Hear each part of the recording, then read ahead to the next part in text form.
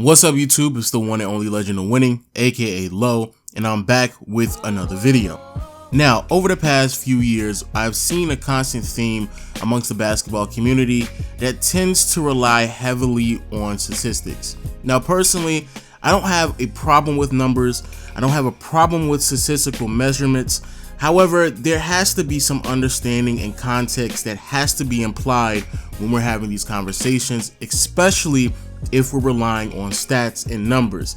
Because the truth is, numbers can indeed lie, and stats can be manipulated, especially amongst some of the greatest ball players in NBA history, especially due to certain variables that may be out of the control of the player and may be implemented by other circumstances. Now, with that in mind, I want to talk about this constant argument that is so ridiculous and unfortunately is backed by one number in the 5 major statistical categories, and that is the argument of a player being a great passer or facilitator strictly based off of their assist numbers. Now, don't get me wrong, assist numbers, especially when it comes to a team's assist numbers, is a very valuable stat that people must look at more frequently. However, when it comes to an individual's assists per game, that is by far the most overutilized, overstated, overrated stat in the NBA right now. And there's a few reasons why I believe this is so. One, people do not consider the system that is needed to allow a player to average the ridiculous amount of assists that some players have averaged throughout NBA history. Simply put, and not trying to belittle or degrade any great passer throughout NBA history, but a lot of players and their numbers are greatly influenced simply because of the system that they play in. 2 great examples of this. One is Michael Jordan. In the 1988-89 season, the Chicago Bulls were coached by Doug Collins, and Doug Collins decided to utilize Michael Jordan a little bit differently than he had been in prior seasons, and decided to use him as the initiator of the offense and have him on ball a little bit more frequently. Because of this, Michael Jordan's assist numbers immediately rose from the season prior. Michael Jordan finished that season averaging 30 plus points, 8 rebounds, but more specifically 8 assists. And as the season continued to transpire and Michael Jordan felt more at ease in the system, his assist numbers consistently rose. Within the last 30 games of the 89 season, Michael Jordan went on to average 10 assists, and then infamously in the last 15 to 20 games, Michael Jordan nearly averaged a triple-double. So as we clearly see, Michael Jordan and his numbers were influenced by that system. However, the next season, and unfortunately for Doug Collins, the organization decided to move in a different direction, and they brought in Phil Jackson as a head coach. Phil Jackson infamously introduced a triangle offense to Michael Jordan and Chicago Bulls, and because of this, Michael Jordan was more utilized as an off-ball player, fighting through screens and trying to find his spots on the floor where he was going to be as efficient as possible when it comes to scoring. Because of this, Michael Jordan and his assist numbers started to dip pretty significantly, especially when you compare it to his 89 season, and he was never able to eclipse or even match his output. Now, does this mean that Michael Jordan became a drastically worse passer? No. It just means that he was put in a different system in which he was asked to do different things, and because of that, his assist numbers dipped pretty significantly. Another great example is Steve Nash and James Harden. Now, as we all know, both Steve Nash and James Harden have had years in which they were coached by Mike D'Antoni. And I'm pretty sure a lot of us know here that Mike D'Antoni and the system that he orchestrates is heavily influenced by those assist numbers. Because of the system that they played in, their assist numbers immediately increased from seasons prior. Now, does that mean when James Harden was being coached by Kevin McHale and he was only averaging 6 or 7 assists, and then coached by Mike D'Antoni in which he was averaging 11 assists, does that mean that he drastically became a better passer? No.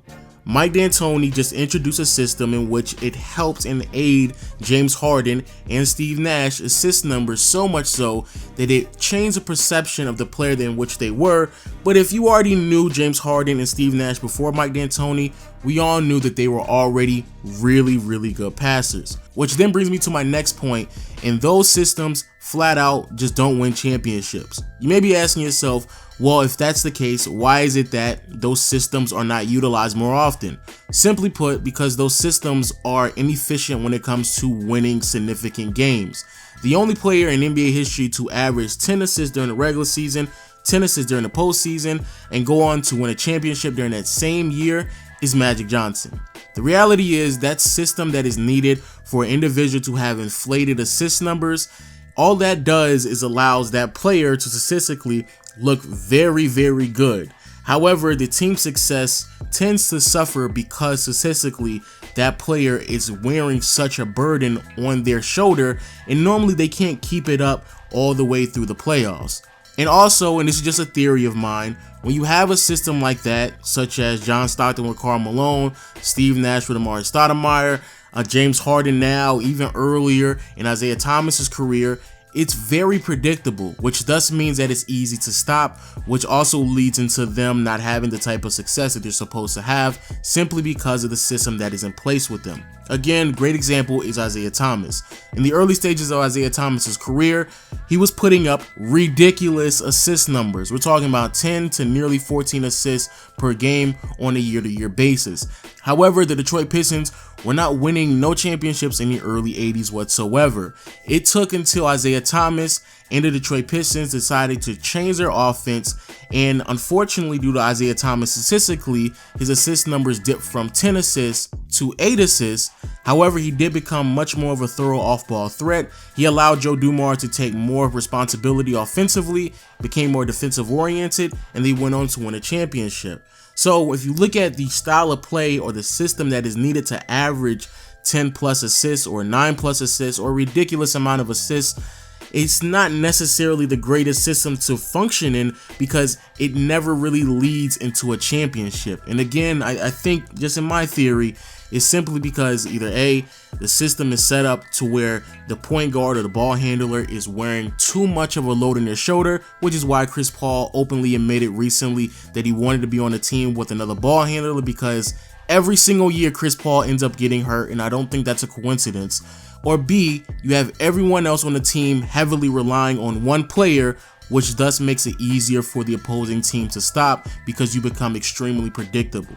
However, the biggest thing that really frustrates me when it comes to assists per games is this narrative that if you're a point guard, you have to average a certain amount of assists to be labeled a true or a real or a pure or a traditional point guard. That is literally the dumbest argument I have ever heard in my life. To people out there who don't understand why that's so stupid, I ask you this question. Before Magic Johnson and before Isaiah Thomas in the 80s, how many point guards in the 50s, 60s, and 70s were averaging 10 plus assists on a year-to-year basis? You should think about it. Take a second.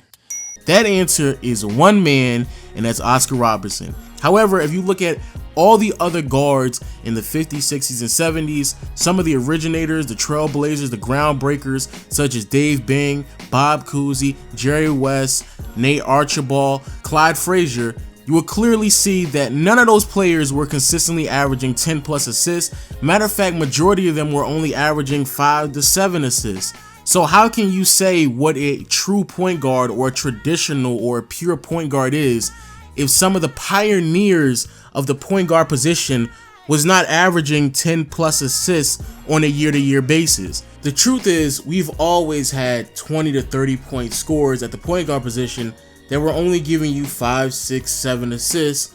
So this argument that Curry or Russell Westbrook or Derrick Rose or the point guards that are playing in today's NBA aren't pure point guards because they don't average a certain amount of assists is ridiculous. And so with that being said, I do want to leave you on this note.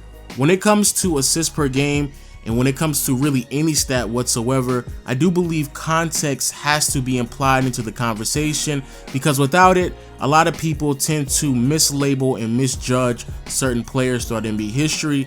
And so when it comes to this video, hopefully I have enlightened you enough to believe or at least change your outlook on what assists per game really means and the importance and the relevancy when it comes to an individual in their stat line. And if I have, then I've done my job. And with that being said, I'll see you all next time. Peace. Oh yeah, before I wrap up this video, real quick, because this is also really annoying. When we're talking about assists per game, look at the turnovers, people, okay? Look at the turnovers. That's like me saying that player A, who's averaging 27 points, is a better scorer than player B, who's averaging 25 points. Despite the fact that player A is shooting like 41% from the field and 30% from behind the arc, and player B is averaging 47% for the field or something like that.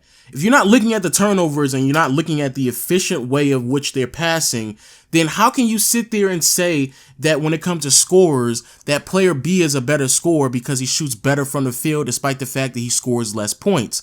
It's very obvious that turnovers are an immediate correlation to an assist. So I don't understand why people are so casually looking over turnovers, especially when it comes to James Harden and Russell Westbrook. It is by far the most annoying argument that I've constantly heard over the last 2 years.